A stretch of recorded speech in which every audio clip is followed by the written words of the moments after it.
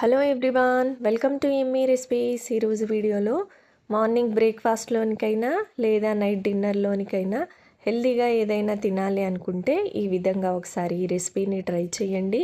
చేసుకోవడం కూడా చాలా ఈజీ అండ్ హెల్త్కి కూడా చాలా మంచిది.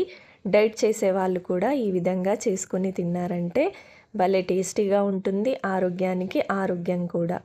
ఇలా ఈ పాలక్ పరాటాని కమ్మటి పెరుగుతోనైనా లేదా ఏదైనా ఆవకాయ ఉంటే చాలండి, ఎంతో రుచిగా ఉంటుంది. తినే కొద్దీ తినాలనిపిస్తుంది. మరి ఈ టేస్టీ పరాటాని ఎలా చేసుకోవాలో చూసేద్దాం రండి. ఇక్కడ ఒక బౌల్లోనికి నేను 1 కప్పు గోధుమ పిండి తీసుకున్నాను. అలాగే ఇందులోనికి 1 కప్పు సన్నగా కట్ చేసిన పాలకూరని, కొంచెం కొత్తిమీరని కూడా వేస్తున్నాను. మంచి ఫ్లేవర్ బాగుంటుంది. అలాగే 2 స్పూన్ల నువ్వులు కంపల్సరీగా వేసుకోండి, టేస్ట్ చాలా బాగుంటుంది. తర్వాత కొద్దిగా పసుపు, మీరు తినే కారాన్ని బట్టి కారం, తగినంత ఉప్పు, 1 పావు టీ స్పూను చిల్లీ ఫ్లేక్స్ వేస్తున్నాను. మీ దగ్గర ఉంటే వేసుకోండి, లేకపోతే లేదు. 1 స్పూన్ ధనియాల పొడి, 1 స్పూన్ ఆయిల్ కూడా వేసుకొని ఇప్పుడు కొంచెం కొంచెంగా నీళ్ళని వేసుకుంటూ పిండిని సాఫ్ట్ పిండి ముద్దలా కలుపుకోవాలి. నీళ్ళు ఎక్కువగా పట్టవు, పాలకూర వేసాం కాబట్టి. కొద్దిగా వాటర్ వేసుకొని పిండిని ఇలా చపాతీ పిండిలా కలుపుకోవాలి మెత్తగా. ఇలా కలుపుకున్న ఈ పిండిని ఇప్పుడు చిన్న చిన్న పిండి ముద్దల్లా చేసి తీసుకున్నాను నేను ఇక్కడ. ఇప్పుడు పొడి పిండి వేసుకుంటూ చపాతీలా చేసుకోవాలి.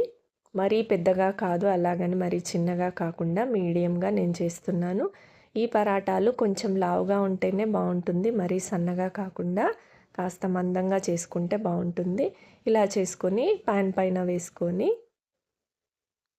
2 వైపులా కాల్చుకోవాలి మంచిగా. ఒకవైపు కాలిన తర్వాత ఇంకో వైపు తిప్పుకుంటూ ఆయిల్ కూడా వేసుకుంటూ 2 వైపులా మంచిగా కాల్చుకొని తీసుకోవాలి.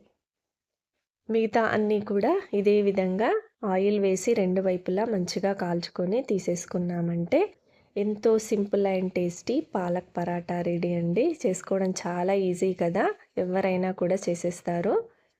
నైట్ టైంలో డిన్నర్లోకి చాలా బాగుంటుంది. కమ్మటి పెరుగుతో ఆవకాయతో తిన్నారంటే టేస్ట్ అయితే అద్దరిపోతుంది.